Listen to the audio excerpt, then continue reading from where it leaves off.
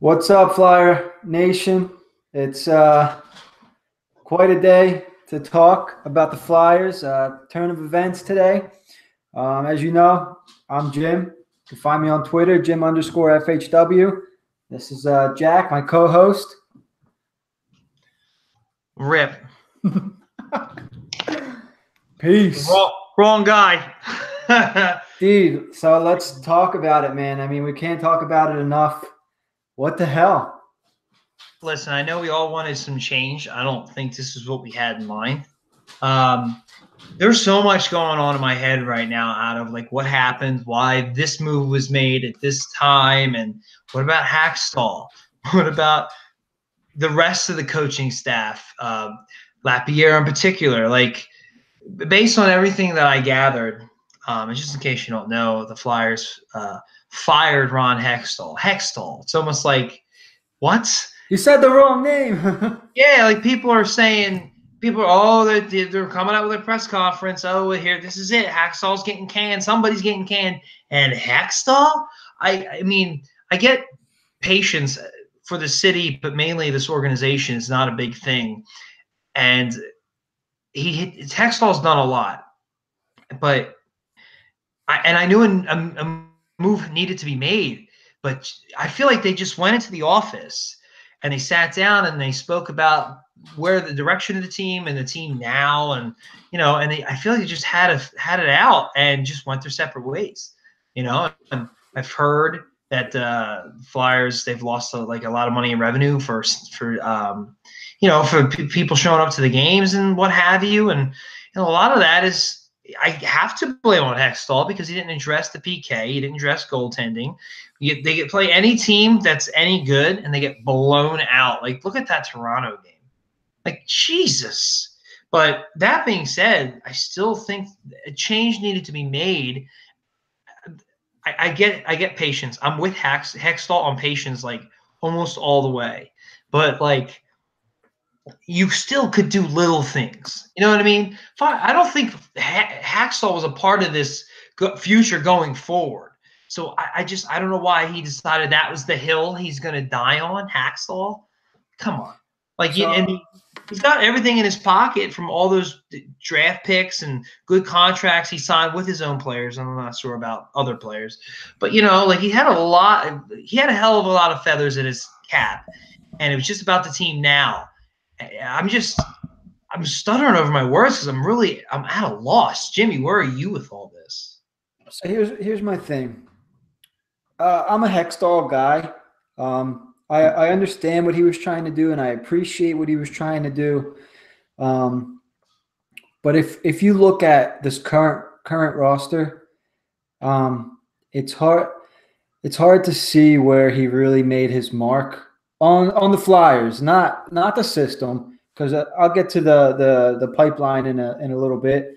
But if you're looking at the Flyers roster from when he took it over, how did he actually make it better? I mean, I'm sure there's little things we can bring up, but besides Dale Weiss and Brian Elliott and the Braden Shen trade, which hasn't made them better, I mean, what else has he done to the Flyers roster that improved the team? Is that, I mean, the only thing, yeah, no, you're not wrong. I get what you're getting at. And what, the good is, besides the drafting, was really just waiting out these contracts. Like, he traded Conger's contract. McDonald has 1 year after this year. He made a lot of good trades. Like, you got to remember, he traded Timonen, who was done, for 2 second-round picks, and he only played like 5 games for Chicago. Granted, they won the cup, but he's not the reason why. Trades Coburn for a first, a third, and Gudis. Then trades that first with their own second, moves up, drafts Konechny, drafts Provorov. His asset management was very good. Some GMs can accumulate a lot of draft picks, but they don't do much with them. So our farm system looks great right now. It's probably like top 5 in hockey, and it was one at one point. Guys graduating, and it's only was getting better in my opinion. He almost had too many assets. That being said, It's the team on the actual team at the highest level is a shit show. It really, there's no other way to say it. The coach is a clown. The PK I told you last week, this is organizational malpractice, and it's negligence. Like, that's a crime. You know what I mean? And maybe that had something to do with it. You can't neglect the now completely for the future. Like, are there any Claude Giroux in our system? I don't think so. And he's going to be like this whole fiasco. He's going to be 31 years old. Yep. Like, his whole career right down the shitter. And, still no goaltending, still no PK, no attempt to fix the PK, no blockbuster trades or anything like that. The only really big thing he did to get talent, he was okay trading it away and getting assets, but getting talent, like he signed Dale Weiss and JVR. And he signed Elliott because they had literally no goaltender in net. Like, the JVR signing, I don't want to say it was like throwing the blanket over a fire. You know what I mean? Because I was excited for JVR, and it was pretty much like an announcement like, hey, we're trying to win this year, right? When they signed a guy like him. But their needs, and there still are needs now, he didn't address not one single thing. And you can have all the offense in the world, but if you can't stop another team's power play, and you can't play defense, and you're rotating between 5 goalies, like, those are some pretty major things to not do anything about. That's what it was. It was like he was really afraid of sacrificing the future for the now. And I just think I agree with that, but there are pieces that can be moved and things that can be done that doesn't sacrifice the future. Right. Like, you're not going to keep every single prospect. You're already moving prospects because you don't have the room. So these future draft picks you have, you're not going to have the room.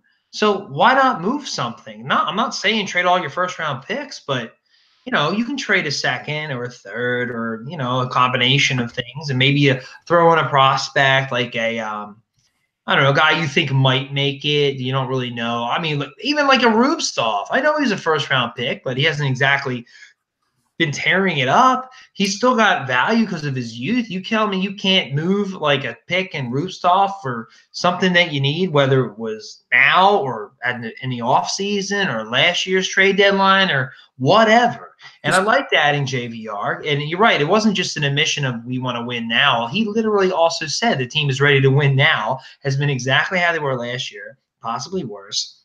And because the goaltending just continues to deteriorate. And it's like, why didn't I don't know why, if you're going to put yourself on the line, why not go down swinging? Like, make a big trade, like, fire your coach or something like that. I don't understand. I just don't get the defensive Hackstall. It's hysterical. It's truly hysterical. And that's who you're going to go in and that's who you're going to get fired for? Like, that's true. See, I know that's not all him, but there was other issues, but that was a major issue. We all know that. See, in a very, very small way, I respect him for backing his guy. You can call it stubborn all you want. He made a choice to bring this guy in. He believed in him, and he never wavered from that, which I do respect. Because if you're telling him that there's a problem with the coach, you're basically telling him that there's a problem with the decision that he's made, and he is at fault for making that decision. So in essence, he's kind of going down with the ship, which I can respect, because it's very, very easy to say, you know what, I made a mistake. This guy's out of a job. He could have kept his job if he did that, and part of me wishes that he did, because I like Hextall as a GM. I understand, that we have to be patient, even though I friggin' hate it. I hate this, but the future is bright, and we're gonna be looking back in a couple of years. And I'm not comparing Ron Hextall to Sam Hinkie, but he's gonna be pretty damn close. When these kids start to come up, and it's gonna be because Ron Hextall drafted these guys, and the success that we're gonna be having. We're gonna have a different coach. We're gonna have a different GM. When the Flyers, they are going to win the Stanley Cup, I believe, in the next couple of years. As crazy as that is to say right now, we're going to look back and we're going to be thanking Ron Hextall for what he did.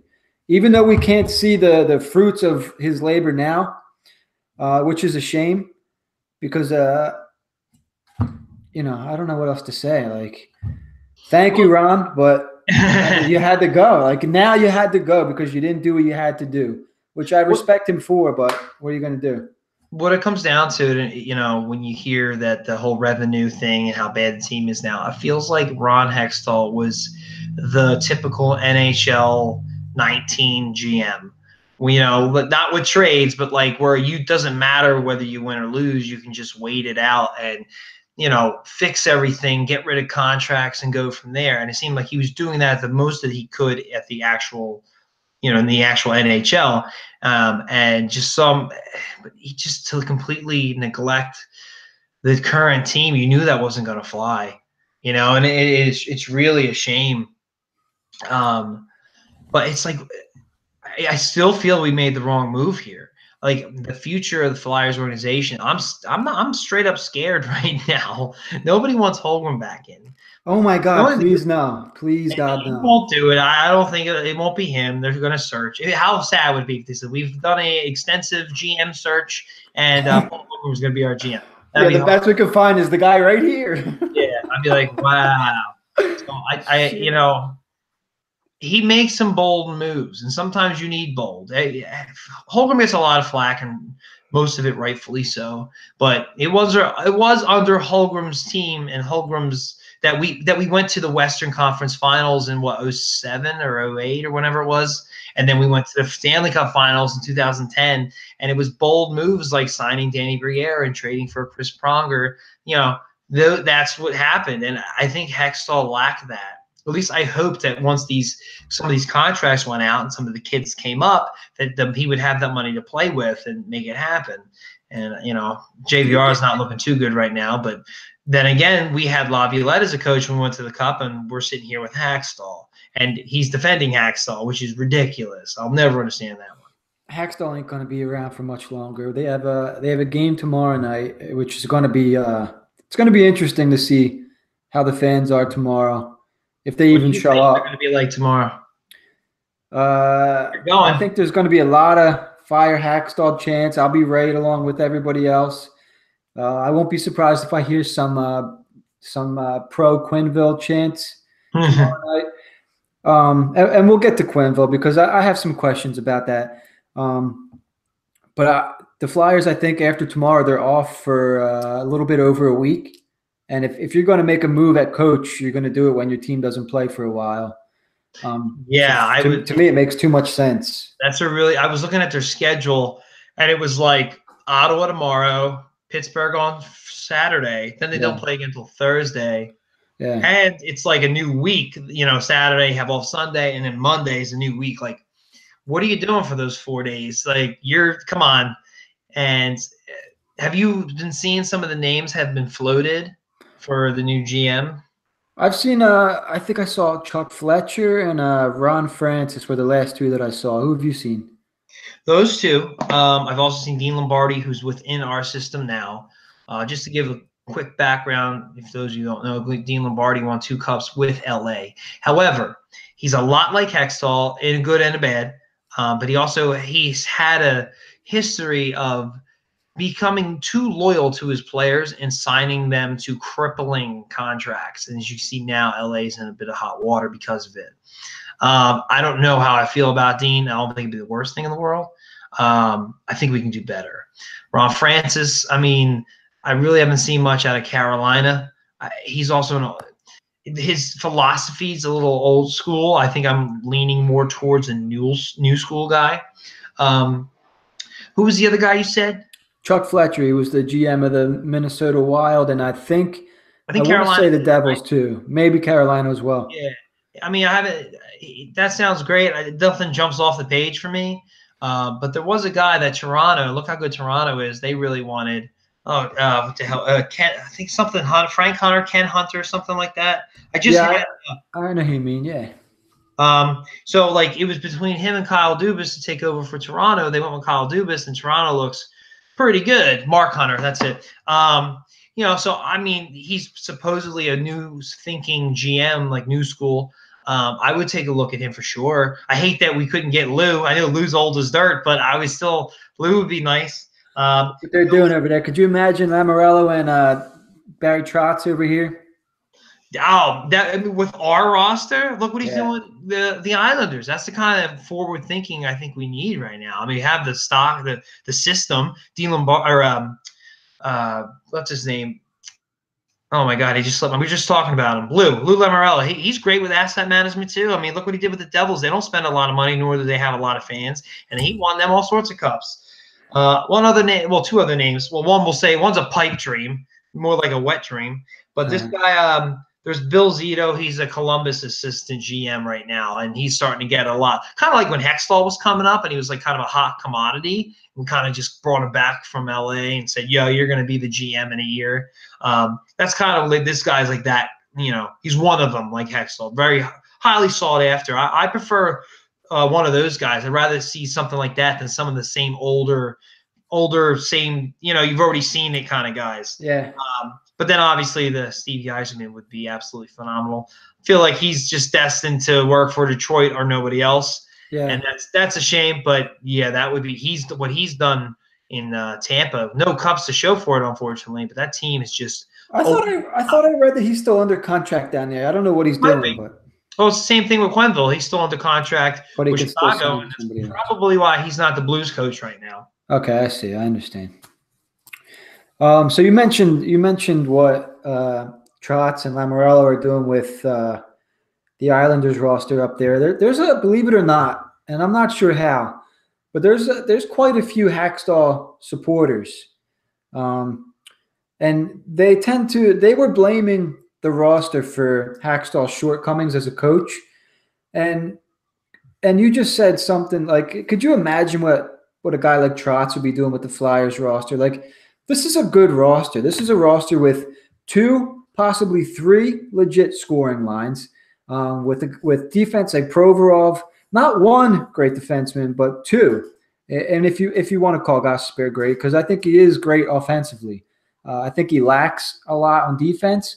And then, I mean, they've been okay. Gudas, Sanheim's been very good this year. Could you imagine like what a guy like Trotz or like a good coach, what he could do with this roster, what he can do with this team? And these people are supporting Hackstall because they say, who do you want to bring up? McDonald, Foligno, Dale Weiss, he's been playing well actually. Like, what else do you need to make this team work? Like, what is it going to take for people to say, okay, it's the coach?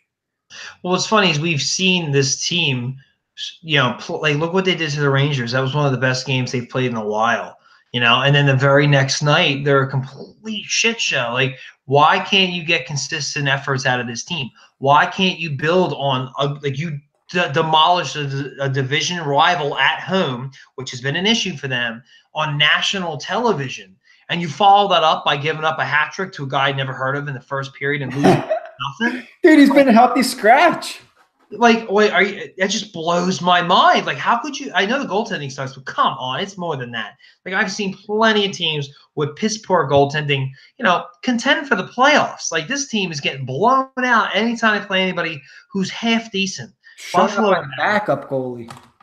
Yeah, I mean, we're starting backup AHL goalies. Like, it's sad, but it could, with the right system and coaching, you can get the best out of your players, and it's a trickle down effect. Your defense is better, your goaltending is better, your penalty kill and power play are better. He can't get anything out of his players. He can't. Like, that's why I don't know why he's still here. I don't get this whole he's good with the young kids thing. Like, what really is does Ghost look like that good to you? How about Provorov? He's regressed. Ghost still has the same deficiencies. Samheim looks okay, but he won't give him any more playing time. So that's what I mean. He can't get on the ice for more than 15 minutes. That's what I mean. He stunts his growth. Ob Kubel looked like he belonged.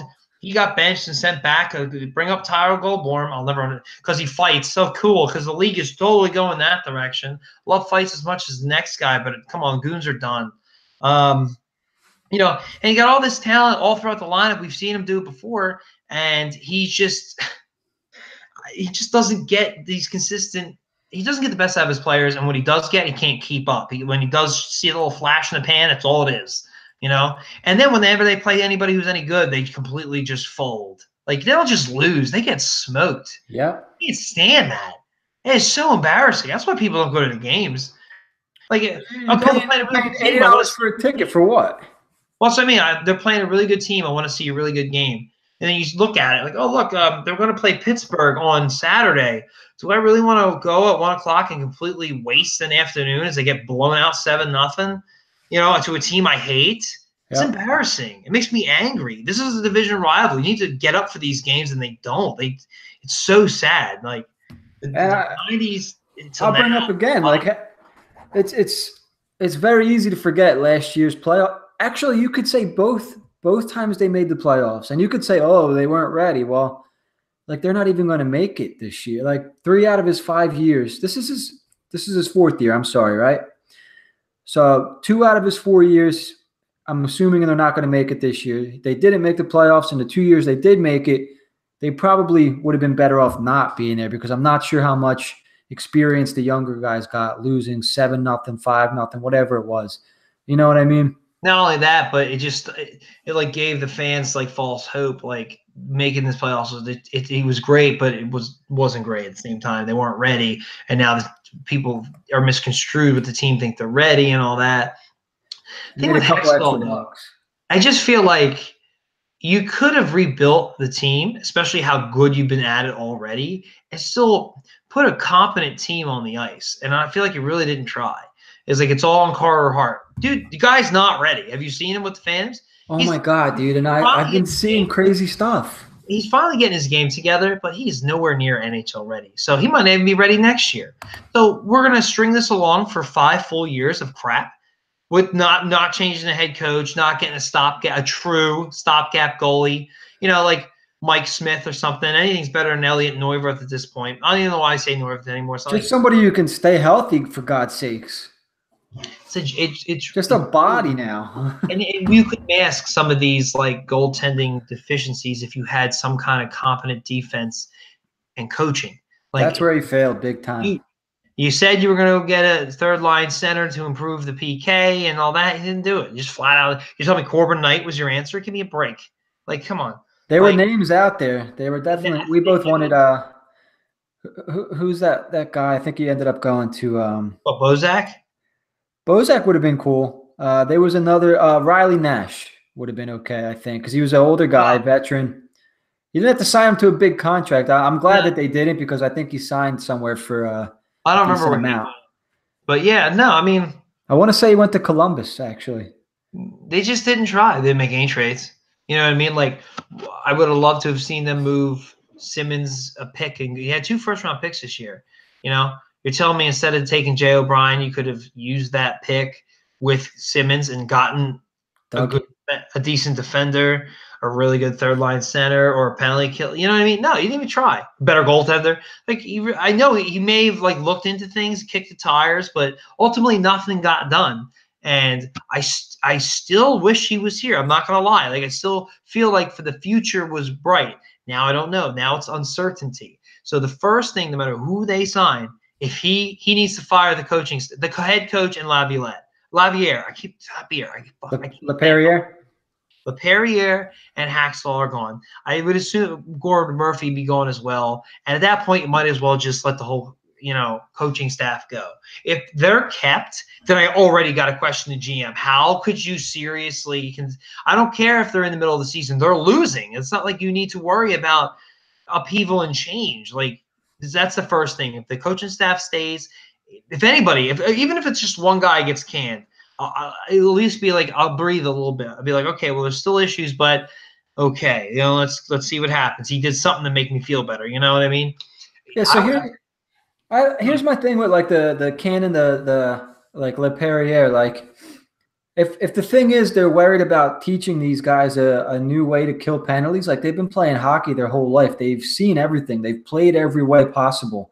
How hard can it possibly be to say, okay, this guy's out, this guy's in, that guy did it this way, now we're going to do it this way. They all know what that way is. It's not like you're teaching them something they've never seen before, ever experienced before.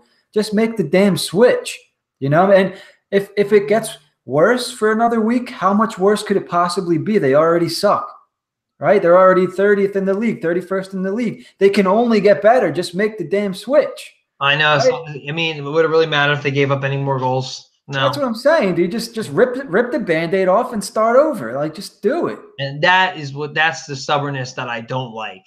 I get protecting the future and, waiting out contracts and doing what you can, but this current stuff doesn't make any sense to me. Hacksaw is a clown. The penalty kill has been historically, literally, I'm not just throwing words out, historically one of the worst since the 80s. And the 80s, they were scoring players had 200 points because they scored so often. So the fact that our penalty kill is as bad as it was in the 80s when Gretzky was scoring 92 goals is a joke, man. How could you honestly expect to not only make the playoffs, but actually do something? Like, isn't that the whole point of the season? Like, yeah, you want to progress, but you actually want to try to win if you can. It's like you're having a massive deficiency, and you're like, yeah, well, we're not going to win anyway. Like, what the hell was that? That's such and no wonder all these players are regressing. Yeah, because all they're thinking about is, oh, well, if we do this, maybe we can make the playoffs. Well, dude, how about we try to fucking win a championship, Or how about we try to win the division? Sorry for cursing, by the way. It just came out. Hextall was fired. I think we'll get a pass. But I'm sick of like that. That's a loser mentality, man. Like, I don't want to hear you're going to try to win or try to do better, or I think we're still going to make the playoffs. Okay, cool. You're going to make the playoffs and get your doors blown off again? Like, how many times do you want to watch that? Both playoff series under Hacksaw, they were embarrassed. We've been over this before. Washington completely nearly swept them, and made a mockery on Ed Schneider night, and they tried playing it off like the fans were bad. Yeah, okay, we threw our little bracelets out there, but you guys scored the first goal and didn't score again at home, playoff game, 6-1 loss, and were the dicks? Give me a break. Stop blaming everything else. Like, it's unreal. They Hacksaw. Oh, well, the fans are really getting on us. Oh, well, the referee, screwed up goes. And like, seriously? You sound like my grandfather. Like, he just gets upset with the Eagles. He's just like, oh, the referees. Blah, blah. Like, you kind of joke with him, but he's not the head coach of the Flyers. Like, you know what I mean? Like he's the guy supposed to know all the X's and O's, and I should never, ever hear anything about the fans and grabbing their sticks too tight and all that crap. Could you imagine if Snyder was alive and he heard that kind of stuff, man? Like, dude, you're talking about not just the fans here, but you're talking about your customer. You're talking about your consumer. Like, these are the people that pay to go watch you play, and you're going to talk like they're the ones why you're losing. Like, are you kidding me? Out to, man, hockey's a rich kid's sport, so that's why you got Ghost going, oh, shut up, I know I got to shoot, and And it's just kind of like, if Snyder was here, Joe Quenneville would already be the coach. Even if we were like 10 games over 500, he would already be the coach. I would assume Hextall will still be here unless he threw a hissy fit, and then he would have paid Yzerman $100 million just to, what I mean, like, and I miss that. It's ridiculous. So do I, man. You can't get screwed up with those contracts because they don't count to your My friend from Colorado just texted me. He's watching. Oh, yeah. I saw we had a viewer. Was that him? What's up, man? What's his name? His name is Matt Barcelo, and he played a lot of NHL with me back in college. There we go. In the NHL, everybody, not the game. In the NHL. Damn right. Let's just put it this way. His favorite Flyer is Zdeno Chara because he made me trade for him every season. Jesus, are you kidding me? So yeah, so basically, I completely lost my train of thought. So I got a couple. If you want to do a pros and con thing real quick on Hextall. I mean, this would probably be the last time. It probably won't be the last time we talk about him, but probably the first and last time we do a pros and cons list about Hextall. So if you want to do a pro, I'll do a con. If you want to do a con, I'll do a pro. Yeah, all right. I'll start it because I'll just throw out the easy stuff there. He was a phenomenal drafter. Everything I've seen, all the picks he's made, every draft they would talk about it, like, how did this team do? How did that team do? And they wouldn't talk about the whole team. They would just, the league rather, they would just throw out a couple of winners and losers, and the Flyers were always winners, like every year being talked about.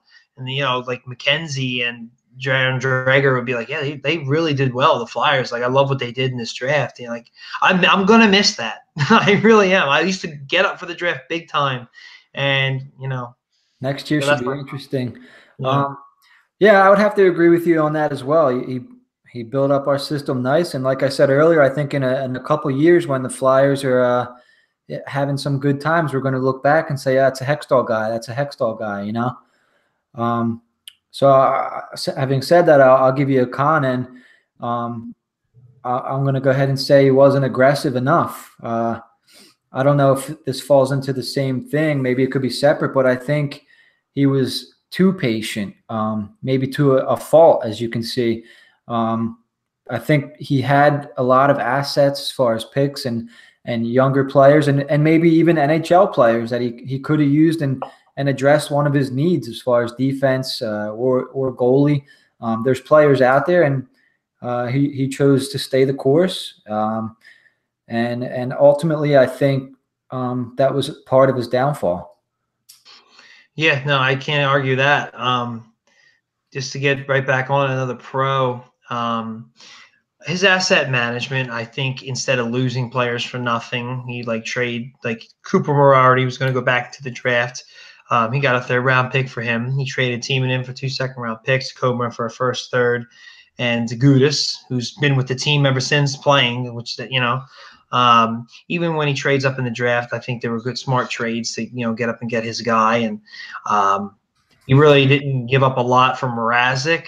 Instead of just giving up like a 2nd and 2/3, the language in the contract, the trade allowed him to only end up losing a 3rd unless the team had mild success. So I'm going, I did trust him in that regard. That was definitely a positive for me. I would agree. Looking back, he did make some good, subtle moves. I feel like they were so long ago now, like maybe over 2 years ago. The team in Coburn? Yeah, because they were nice moves. I think. Yeah. The Schenn trade sticks out to me a little bit. Who'd we end up getting? Morgan Frost and Farabee was the other one. So Frost is still tearing up the OHL. I'm seeing a lot of guys saying that they're not sure if his game's going to translate well to the NHL. And people said that about DeBrincat too. Okay.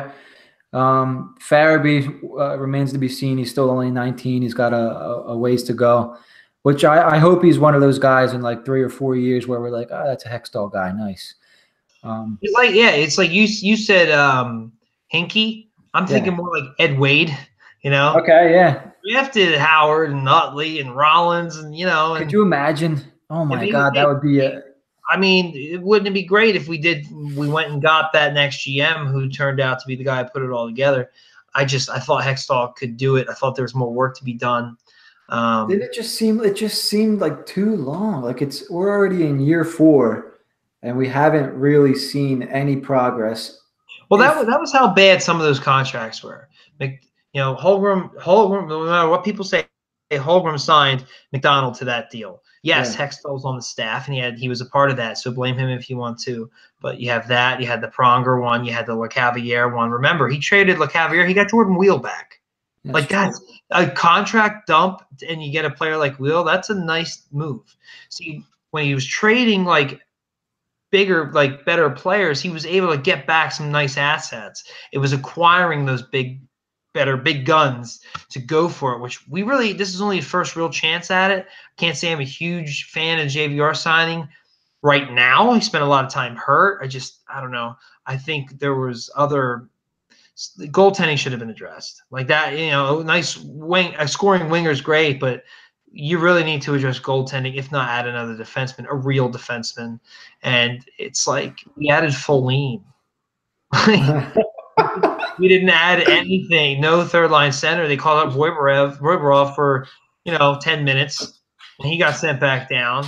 And it's like, okay, we're the same team we were last year. Awesome, So, literally the same exact thing. And to me, that was I was excited for this season, and then I kept remembering that, damn, we really don't have any defense, or our goalies, all 5 of them are the same from last year. Like, how can this year be any better than last? Unless we're winning games 6-5 and 5-4. And I don't know if everybody's been seeing the stat I keep plugging out there on Twitter, but I think the Flyers are something like 1-10-2 when they don't score more than 3 goals. Like, do you know how hard that is?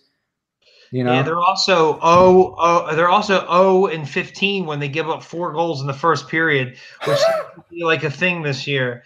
And it's like I can never remember the Flyers being blown out on consistent basis like this under any other coach. Like as far as I've been alive. even the year they sucked really bad, like at least they were in most of the games. I remember still watching every game that year. Yeah, I was at fan appreciation night. They lost 1-0. It's not like they got 7-0. You know, But they had guys on that team that would play their asses off. You know. all we're asking for is some effort. And I just don't understand why he had to keep Hackstall. How does that affect your future? You know what I mean? It's like, hey, listen, this isn't working. Patient. We've been very patient. Team's a joke right now. We need to make some changes. Well, I don't want to trade anybody. Okay, that makes sense. Why don't you fire the coach? Oh, no, he's my guy. Okay, before we get to that, why don't you fire the penalty kill coach? Oh, I don't even know what his response to that would be. Like, how do you defend that one?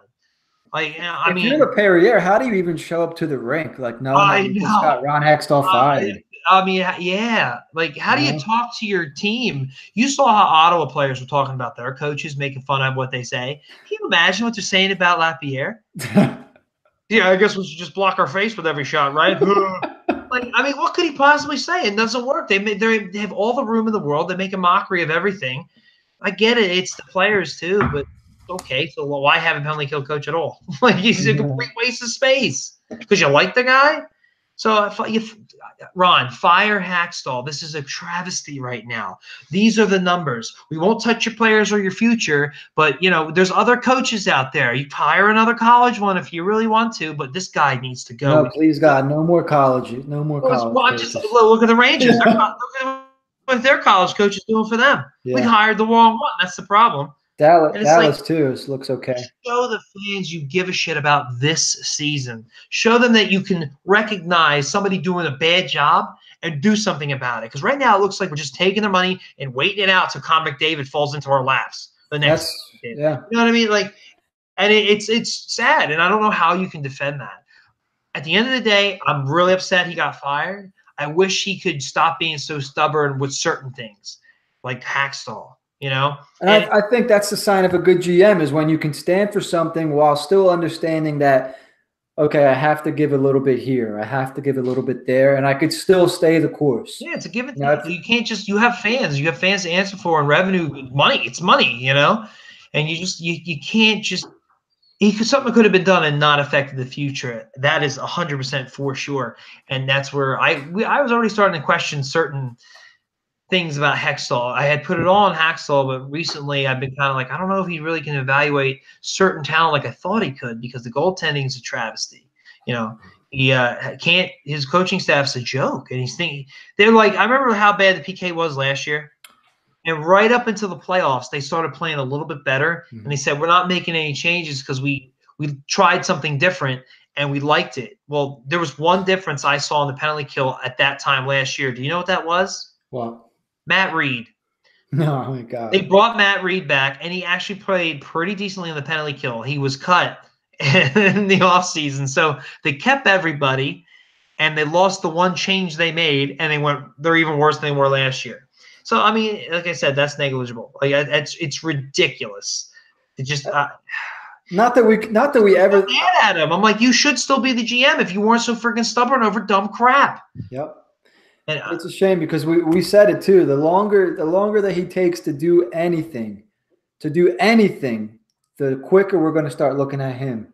And I mean, not that that's what happened, because I'm sure there was a lot that went into the decision to let the GM go. Well, it's like this. If I have a child and he's in kindergarten and he's causing a ruckus and he's constantly doing shit he shouldn't be doing, and the teacher comes to me several times and says, you know, your kid's messed up, like you got to discipline him or something, and I don't do it, it's your fault. Eventually they're going to come to me and be like, okay, if you can't take care of your kid, we're going to get somebody else who can. You know what I mean? If he's like really acting out. And it's kind of like I feel like that's what he did. It's like I've heard of players getting coaches fired. I've never heard of a coach getting a GM fired. This is a first. No, I can't say that I saw this coming. And I figured if it did, that they would both go at the same time. So I'm not really sure what's going to happen. I can't see Hackstall making it to the weekend. I really don't. Even if they win tomorrow, I'm assuming that they're looking for a GM that's going to look for his guy. Once they get the new GM, I can't see Hackstall sticking around that much longer. The sooner the better, because I really want them to get the GM and then take this time off after the Penguins game to get the next coach. Hopefully, yeah. I mean, could you imagine what that Penguins game is going to be like? Like, they're going to get the – I don't even want to say it because I hate Pittsburgh so badly, but it's not going to be good, I don't think. No, they're going to get blown out. Like, well, Pittsburgh sucks right now, but I still think they're going to get blown out. Yeah, I mean, guys like Malkin and Cindy over there, they smell blood in the water when they play this team, and they're going to jump all over them. Well, they're better. They have a better coach, flat out. So Hackstall will get out coached. I'm not sure if Matt Murray is back or anything like that. Yeah, but I mean, whoever their backup is, he's better than what we have. I mean, they call up goalies all the time, and they're always decent. They have Casey DeSmith and Tristan Jarry. Yeah, they're both decent prospects, even though DeSmith is a wife beater. I don't know if you heard about that or not. No, it just keeps coming out. I just stopped, Yeah, so hopefully he starts. All of them. We got to get fighting back in the games. Yeah. So yeah, I think both Ottawa and Pittsburgh are playing pretty poorly right now. They're both winnable games. I just hope the next GM isn't dumb enough to think that that's actually Hackstall's. He beat these two teams who are playing absolutely horrible right now. He's our coach of the future. That's my first thing, man. No matter who the GM is, if this coaching staff is still around, I'm gonna have issues right from the get-go. He better be the greatest drafter and trader of all time then, because if you can look at this coaching staff and not see issues, you're a clown, absolute clown. I think they're going to clean house. I'm not sure if it's going to be in season or after the season, but before the start of next season, that whole bench is going to be different. How do you think the team feels right now? The team? Yeah. I don't know. I'm going to be honest. I don't really think they give a shit. If they gave a shit, they would change the way they played. Well, it's funny because I think it was Sam Carducci, whatever. He said that that Giroux and Voracek and other players feel responsible, and all I could think of was, yeah. I mean, you guys are getting blown out. Of course, it's your fault. It's you and the coach, the whole damn team. It is a massive fail all around. Yeah, I mean, how stupid is that? I think it's my fault. Well, yeah, come on. If I'm the general and I send the soldiers into battle and they all die, well, I probably thought, it was their fault. It was a fail across the board. Like, come on. I can't wait to hear what some of these guys have to say. Like, I love Giroux. I got nothing negative to say about Giroux, but I want to hear somebody like Voracek speak, somebody like Ghost, and I would bet that they sound almost exactly the same. You know what I mean? How I feel like hockey's the biggest rehearsed robots. Yes, the biggest cliched interviews you're ever going to get, and you'll get it from Voracek and Ghost. Both of them have been getting on my nerves lately. I don't know. I just feel like they give me this they have this sense of entitlement. Yes, dude, it's like they made it.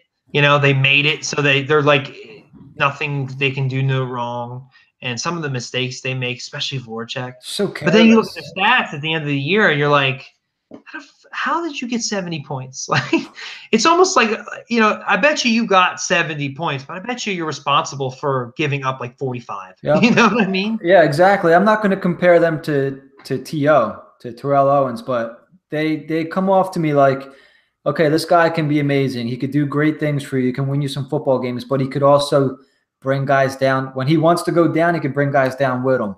And I think Ghost and Voracek, they have this entitlement is very contagious. And when you have a team with as many young guys as the Flyers do, it could be a bad thing to have so many young guys if you have guys like that. Do you know what I mean?